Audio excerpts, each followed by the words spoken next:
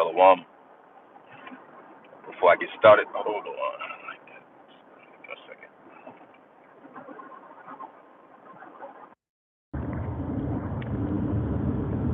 All right. Shalom. Before I get started, I want to give all the glory and honor to Yahweh, Bahashem, Yahushai, Bahashem, Rakah Kodash. Double honors unto my apostles and elders of Great Millstone. Peace and safety to all the sincere Akim that's out here preaching this word in truth and in all sincerity. Shalom. All right. Shalom to the sincere sisters tuning in as well.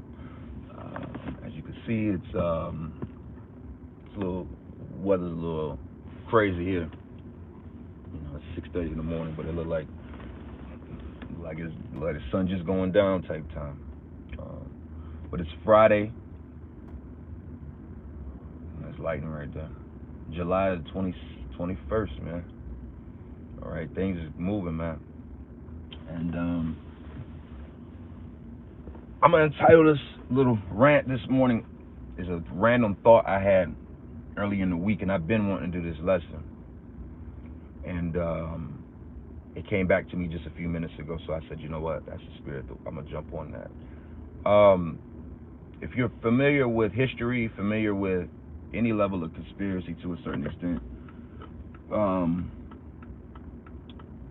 there's a term called bread and circus, right? It was a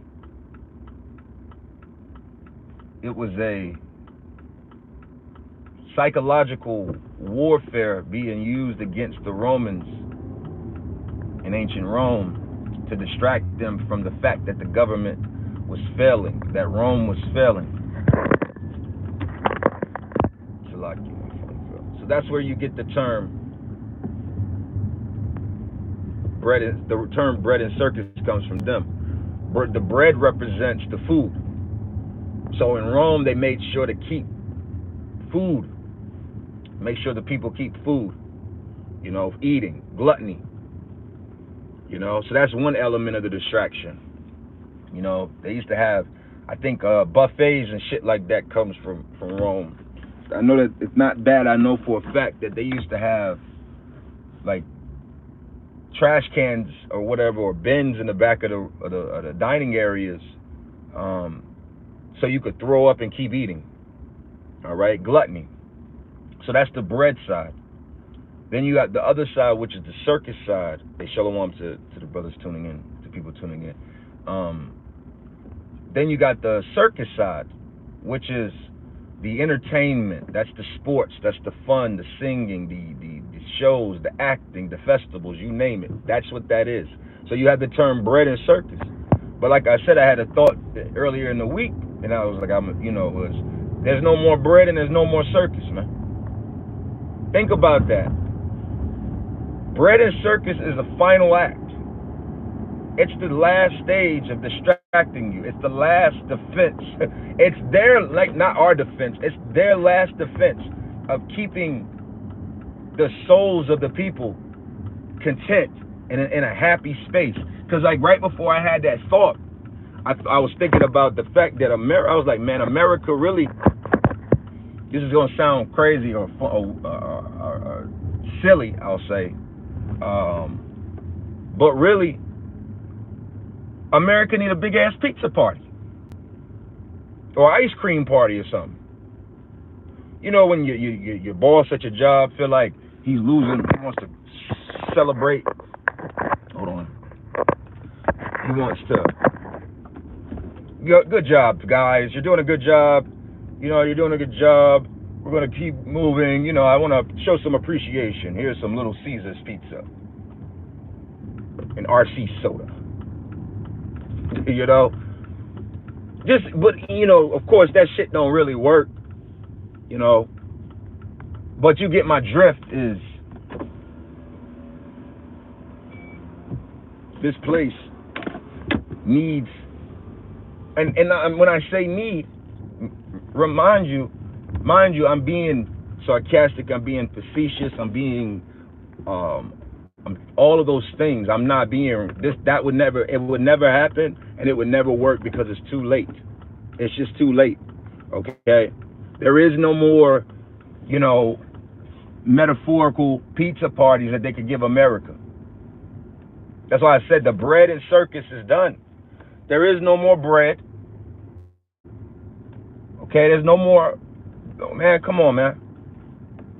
I said this to a brother. Hey, man, you know, it's a luxury to be a fat nigga in this society, man. I don't even know how this. I don't know how fat niggas still exist. Keeping it 100. All right? Keeping it, I'm just being real. Not trying to be offensive in any way, shape, or form. Because I know people have health issues and so on and so forth. That's the thing. I get it. I'm just speaking to the gluttony of things. You just eating and stuff in your mouth, and you know, you get a little hungry. You swipe out spending money, man. You do that shit. You could eat $100 eating, man, out on bullshit, and still cook at home. Go do your regular. Go eat somewhere for breakfast, and then somewhere for lunch, and get a snack. And don't be not picky. Just I'm gonna get what I want. I'm gonna get this breakfast. Throw some extra cheese, extra this. Man, you'll easily run up $60 easily.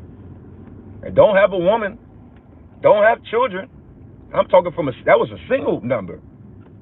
Okay? That gluttony shit, the food, the bread part is done. You know how many reports are coming out that these places are selling us fake foods and fake, you know, you go to, you thinking that you're doing something, and you're going to a quote unquote fancy restaurant. And here it is. Let's just say I was watching this yesterday, the fish, right? It's like I'm maneuvering through this tight parking garage. So let's just say you go to I want to go to this fancy restaurant, eat some fish. I'm not talking about unlawful shellfish. I'm talking about fish, right? Like me, I think the big fish that gets, I don't even try no more, man. That's how crazy it is. It's grouper. Okay? Grouper. Fuck it. Slack you. I'm trying to find somewhere to park. God damn it. Grouper. Let me stick to the point. Grouper's it's a good texture fish. I like grouper. I like snapper. 144. Right? But these fish are compromised, just like salmon's compromised. You know, these fish, they're not giving you the fish that they're telling you they're giving you. That's not what's happening no more. You thinking you getting grouper at $20 a pound, and these niggas just gave you some fucking sway or however you say that bullshit, man. Same thing with steak. You think your ass is at a really fancy steakhouse getting some Kobe style beef or Wagyu beef, and all you got is some beef slaughtered down the road, man, from a cracker missing teeth. Okay? That's how they do. It's all deception. I'm just speaking to the deception of the food that we're eating here. We're not even eating food. We're dealing with shrinkflation. It's not impossible. It's not possible, excuse me. It's not possible to be in that spirit of eating. When the last time you really wanted something to eat? I'm not talking about your body being hungry. When was really the last time you desired something? I don't even, come on, man. Don't even desire this shit no more. Like, damn, I want some good. It used to be when I want some good hibachi, or I want some Greek food. I want some Mediterranean food. And I could eat some good soul food, man. Give me a good turkey wing and some mac and cheese. I don't be desiring this shit no more. Because why? We're in the depths of hell. Piss the fuck off, man. That food. Let me see where my sword is. Because I'm going to hit a scripture if I can. Yeah, I got some time. Hella early in this house. Salakia. Give me 1 second. I'm navigating through this dark car. Not as dark in my car as it is on the camera.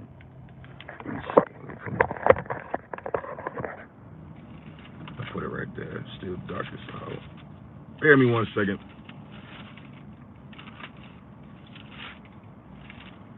I got an old Bible over here. Pages all stuck together. All right, Ecclesiastes. Is that 8?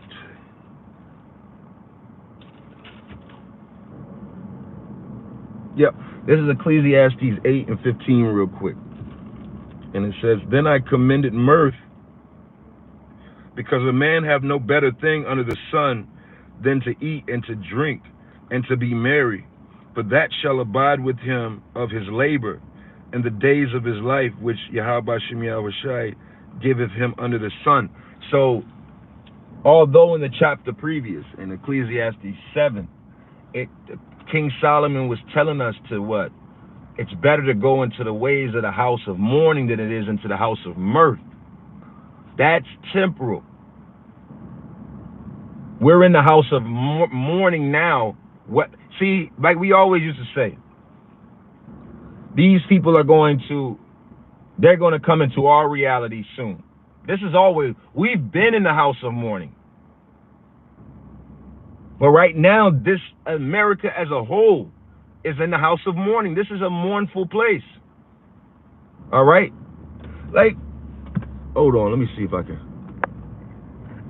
Like just look outside. This is what I be seeing. Does this look like,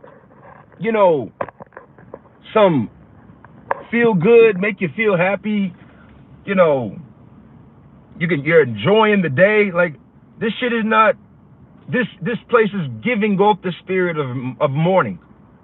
Okay? But King Solomon in the next chapter, which we just read, as he said, he commended mirth. The whole purpose of us even being in the flesh is to be mirthful. That's the whole premise of being in the flesh. What are the things that separates us from the Lord's, the angels? They're in the spirit. Celestial and terrestrial bodies. Is that 1 Corinthians, the 8th chapter? One of the chapters. This is in Corinthians. All right, 15. 1 Corinthians 15, excuse me. All right. There's a different body. Their bodies are never tired. Then they don't eat. They don't have sex. They don't enjoy the things that it's a different body just as much as us in this flesh. We were put in this flesh. The flesh was created to enjoy these things. The food, have sex, create children, pleasures, mirthfulness. So mirth is can't be this is not about being Mr. Sad Boy, okay? But you got to comprehend and realize what time we're in, because of what, okay? You know what? It's a Solomon day, because it's wisdom. This is Ecclesiastes 3 and 1, and it says, "To everything there is a season, and a time for every purpose under the sun." So there's a time and a reason for everything, and a season for everything. America had its time to have you in your bread and circus and mirthfulness. A holiday season every other month, every month. Cookouts and all this extra shit, right? Parades, sporting events. But over the last several weeks, I've individually spoke on everything that kind of deals with the circus.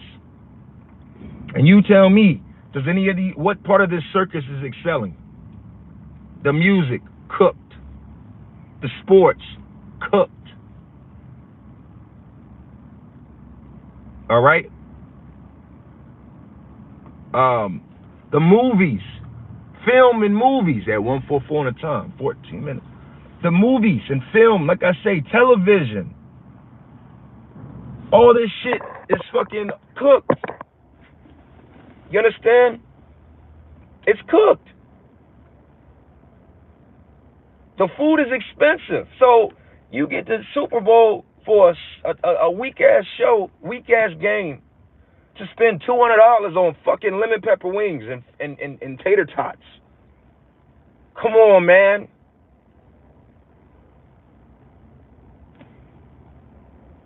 Am I lying? Okay. So I'm gonna close this up. Like I said, plantations are calling. But this is why we have to this is why the Lord has been training us up. The Lord didn't make us angry and sad and feel perplexed and all these different things in the spirit because he hates us. It's because he loves us and he's building us up. This was all to build us up. Because see, these people out here, and I'm going to do a lesson on this another time, are experiencing a high level of desperation. They want that old thing back, you know? They want that old thing back, man. You know? It's over with. Like I said, I started the week out with America's dry, and, you know, there's no more bread and there's no more circus. So what are we doing here? Think about it like in your own life. What the fuck? Do you really give a fuck about LeBron James? I remember I'm 37 in a few weeks, right? And I'm going to close here. I played basketball. That was my sport growing up. I remember when I learned younger what the scoring record was. You know, Kareem Abdul-Jabbar and the record he held when I was like a child, you know. And, you know, him breaking that, you know, I was like, nah, nobody will ever break that record. Just to get older and see LeBron break it, you know, maybe 25 years later, 50 to 30 years, maybe 25, 28 years later from the point that I found out about a scoring record. And nobody gave a fuck about LeBron breaking that record. Nobody cares. Victor, that lanky nigga in the Spurs, nobody gives a fuck about this guy. They're trying to hype him up. Nobody fucking cares. We're done. People are mad, man. So, hey, in closing, with that being said about these people being mad and they're waking up to how through this place is, this is when you have to exercise these scriptures. If it be possible, be at peace with all men. A sweet language turneth away wrath. Roughly paraphrasing. Taking the low. These scriptures. Because niggas is losing their shit behind the fact that this place is crumbling. They don't have a vision and hope like we do. Remember, we're perplexed. They're in despair. We're not despaired. We're just perplexed about the things that are occurring. Okay? Hey, so brothers and sisters, hold your head. Keep fighting. Another week's in the book. You know, I do these Monday through Friday.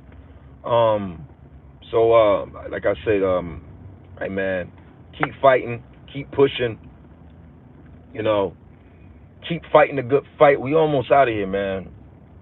You know, just keep seeing what's going on around you and realizing that this place is done. All right. So with that, I want to give all the glory and honor to Yahweh Bashim Yahweh Shai Bashim Kakwadash. A double honors unto my apostles and elders, a great millstone. Peace and safety to all you brothers out there that's pushing this word in peace, risking your life and your freedom. All right. And shalom to you sisters as well. I know you're out there. It may seem like we got bad blood towards you, but that's not the truth. It's just really love, and the majority of our nation is jacked up. So it sometimes darts and swords get to swinging, man. All right, but you're loved. We're all everybody, man. You brothers, I love you. Fuck what these niggas say. This is what's gonna contend with this spirit out here.